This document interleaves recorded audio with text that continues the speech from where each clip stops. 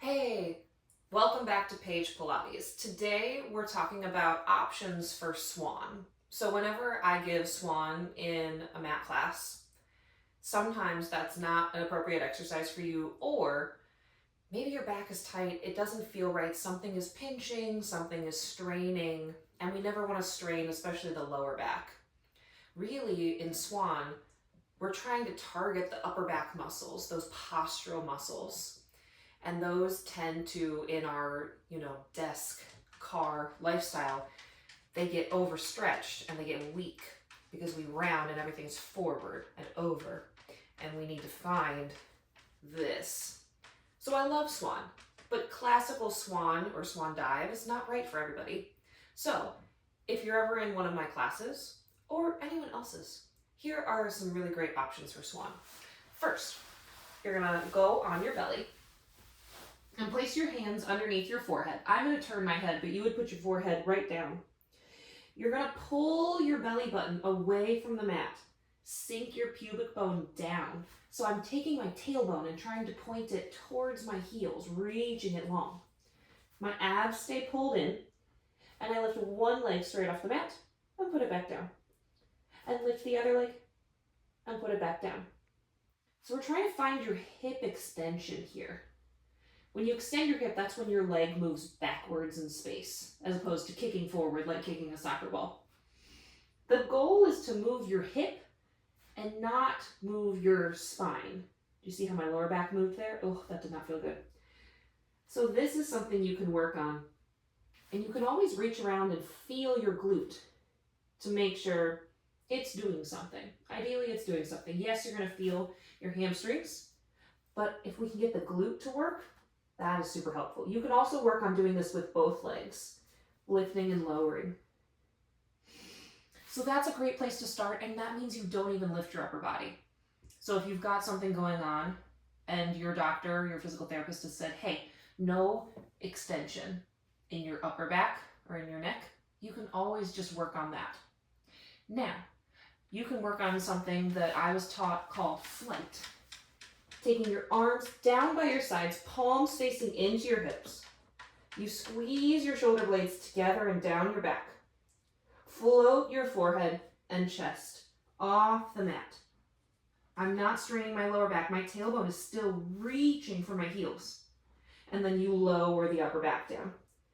So this is working on opening the chest, extending the upper back, and lengthening the body from head to tail. So that's a really good one to work on too. Once that gets easier, you could put your hands under your forehead and float that shape up and lower back down. And again, you're lengthening. Notice I'm not coming up all that high. It's a couple of inches and lower back down. Those are some really great options. Now, you could also try, think about in Swan, we put our hands out here and you press yourself up. You could make the range of motion smaller. You do not have to straighten your elbows. That is not a requirement. You reach the head forward, you reach the heart forward, and you come up as high as you can in a long shape. So for me, that's about it today. And then I lengthen to lower back down. Now, if this bothered your shoulders at all, you could take your arms wider. Think cactus position or touchdown. And you could just work on lifting the head on the upper body, and maybe you press into the arms somewhat and pull them back towards your heels. Sometimes I do this one and I call it cactus. And I'm still reaching my tailbone long the whole time. Yeah, I'm never shortening the lower back. I'm trying to work those muscles right here, right underneath the shoulder blades. That's my goal. Now, something else you could do is take a pillow, just a regular pillow, not like a fancy Pilates pillow or anything, and place it underneath your pelvis. There, put it right there. Sometimes having a pillow under here makes things like hip extension feel better. Sometimes maybe you have a mat that's too thin and it hurts your pubic bone, so put a pillow under there. It's fine. Or like a knee pad or something. You can roll up a sweatshirt. Also, for Swan, if you have an ample bust, this can feel much better. You give yourself a little more space, and then you can work on your Swan here. And sometimes this is all it takes to take Swan from this horrible exercise that you hate to like, oh, I feel longer, I feel the length. So feel free to grab a pillow.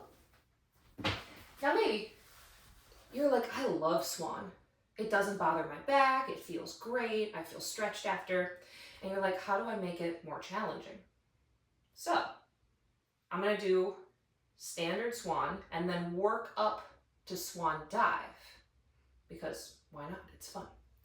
So you go on your belly, and Swan is where your hands are next to your shoulders. I take mine wider than my mat. It might depend on the size of your mat and the flexibility of your shoulders. I take an inhale and I lift my head, I lift my heart, and I press up. And then I exhale, lengthen longer to lower down. Notice I'm not lifting my legs. So this is Swan, just plain old Swan. Now, if I was working up to Swan dive, I might do this, slow-mo.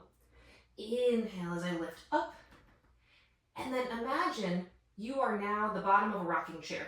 I'm gonna lift my legs, like that hip extension, as I lower my upper back. And then I do it again. So now I'm trying not to change my shape. I've basically made my body into like a boomerang shape. And I'm going slowly back and forth.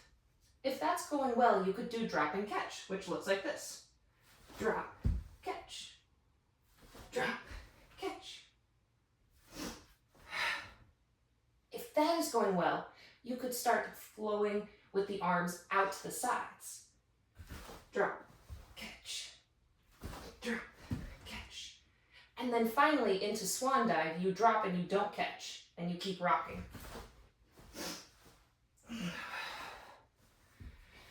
And you always want to end with a little stretch to counter stretch.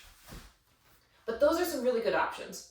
Sorry, it's hard to talk during this actual Swan dive.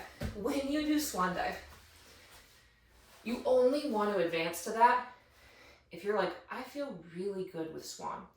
And I felt really good with Swan for like either several days in a row or several classes in a row, however often you practice, that's up to you. And if you ever feel like something feels wrong, you back off, you don't do it that day. It's not dangerous. I think that a lot of people are worried that Swan dive is dangerous. As long as your abdominals are supporting you, go for it. Rock back and forth. It's good for our back to find extension. It's just not good for our back to sink into extension. That's where the scary things happen. That's where usually we have pain. So anyway, play around with all these options. Go back through the video, try them all, whichever ones feel right for you. Definitely throw questions in the comments. If you're like, wait, I want you to explain that part more. Or if you're like, hey, I tried this and this felt great.